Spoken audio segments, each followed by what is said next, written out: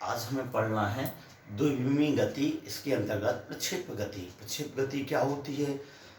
जब किसी वस्तु को जैसे चौक को फेंका जाता है तो यह जिस प्रकार की गति करती है यह गति प्रक्षेप गति कहलाती है।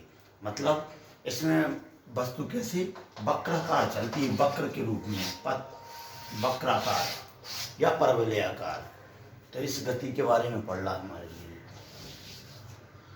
तो इसके लिए हमें पढ़ना पड़ेगा दो दिशाओं में तोड़ने के लिए सदिश को कैसे दो भागों में विभक्त किया जाता है। जो एक कहलाता है क्षैतिज घटक, एक कहलाता है ऊर्ध्वाधर घटक।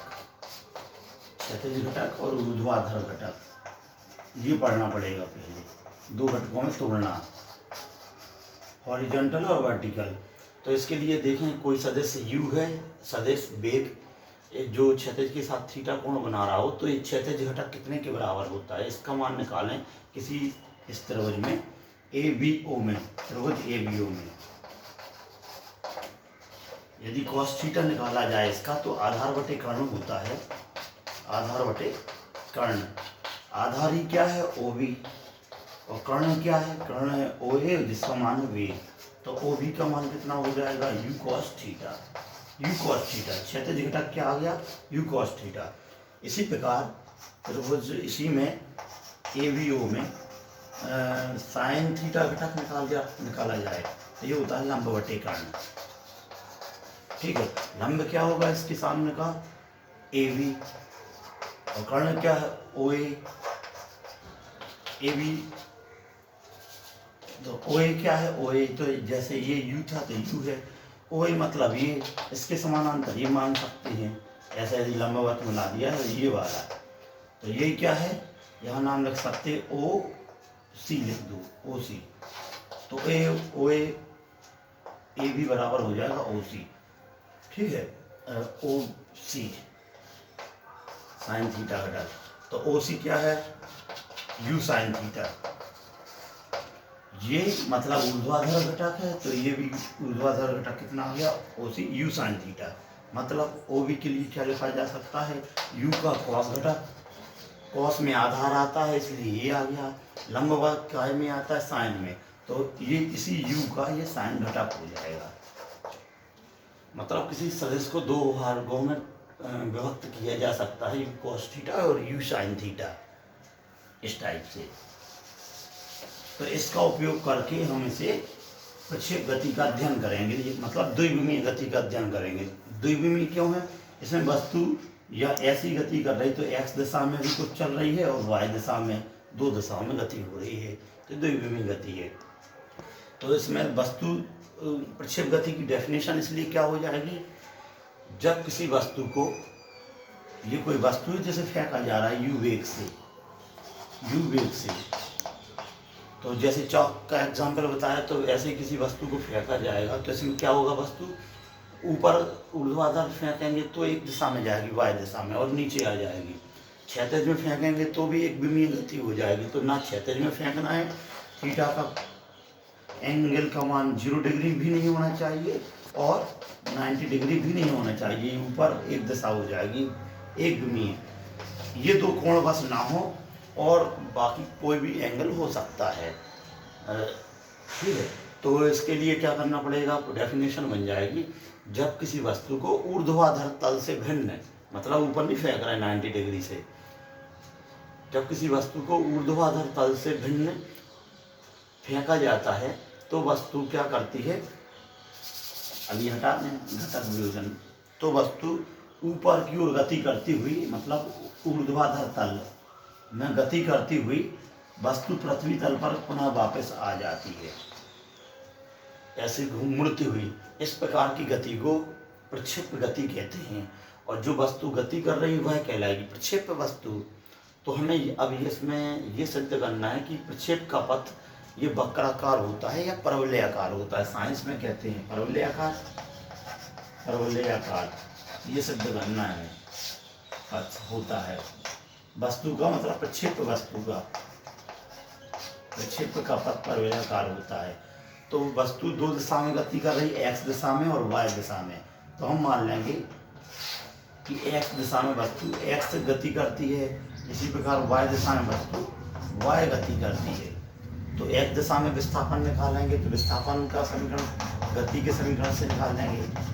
गति के समीकरण क्या होता है, गति का समीकरण क्या है, s बराबर विस्थापन निकालना है 1/2 at², ये होता है। ठीक है, तो अब x दिशा के लिए निकालें, x दिशा के लिए, x दिशा के लिए माना x विस्थापन हुआ तो s का मान हो जाएगा कितना, s की जगह हो जाएगा x, और u x दिशा में कितना है, u की जगह u cos थीटा। समय तो समय है, ये दो घटकों में विभाजित नहीं होता, 1/2 at²।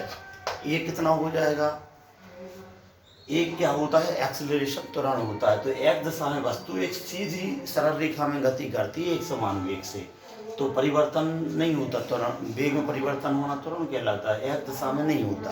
कहाँ होता है, जब वस्तु को ऊपर फेंका तो पहले अधिकतम वेग से ऊपर को फेंका जाएगा, ऊपर जाते जाते वेग अंतिम वेग भी हो जो है वो शून्य हो जाएगा और वस्तु पुनः नीचे आना शुरू कर देती है।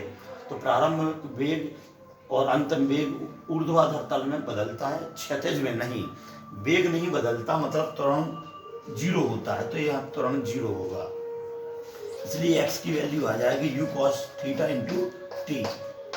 x की वैल्यू, एक दिशा में वस्तु कितनी चली तो एक दिशा का विस्थापन ये निकाल दिया। ठीक है, इसी प्रकार वस्तु दो द्विविमीय गति है तो अब y दिशा के लिए निकालें, तो यही गति का समीकरण y दिशा के लिए निकाल लें। दिशा के लिए तो y दिशा में विस्थापन माना y है तो s की को रिप्लेस कर देंगे y से, u क्या हो जाएगा, ऊपर की ओर y दिशा में u की जगह u sin थीटा आ जाएगा। ठीक है, t है प्लस 1/2 a और t²। a क्या हो रहा है, ऊपर की ओर वस्तु का वेग कम होता है, मतलब त्वरण धनात्मक नहीं होता, ऋणात्मक होता है, वेग में कमी होती जाती है, तभी अधिकतम ऊंचाई पर 0 हो जाता है यहाँ। तो वेग में कमी होना मतलब ऋणात्मक त्वरण, तो ऋण का होगा, और पृथ्वी के गुरुत्वाकर्षण के कारण होगा, तो पृथ्वी के गुरुत्वाकर्षण के कारण ये बन जाएगा g, और वो पृथ्वी के कारण माइनस, तो -g आ जाएगा। ठीक है, अब क्या करना है, ये आ गया है, यहाँ से हम काय की वैल्यू निकाल लें, समय की वैल्यू, यहाँ से हम इस t की वैल्यू निकाल लें और इसमें रख दें, तो यहाँ से t इक्वल हो जाएगा x/u cos थीटा। t की वैल्यू यहाँ से इतनी निकाली जा सकती है अपॉन करके। अब ये t की वैल्यू इस वाले समीकरण में रख दें, तो ये u sin थीटा, t क्या है x/u cos थीटा, t की वैल्यू इतनी आ गई, और यहाँ माइनस कर दो, -1/2 g t² मतलब x/u cos थीटा का स्क्वायर। ठीक है, या इसे क्या लिखा जा सकता है, u से u कैंसिल करें, sin/cos tan लिखा जा सकता है, इंटू x -1/2 g, x का भी स्क्वायर है और u² cos² है।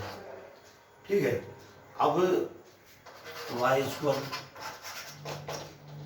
tan थीटा कोई वैल्यू होगी, tan का मान कोई संख्या रख, इसमें वैल्यू रख के आएगी कोई संख्या, माना a है वह संख्या, x है -1/2 g नियतांक 9.8 होता है, वेग फिक्स है, कोण फिक्स है, इसे मान लिया b के बराबर, और यहाँ x² है, ये x² है तो ये आ गया, यहाँ x है तो ये है।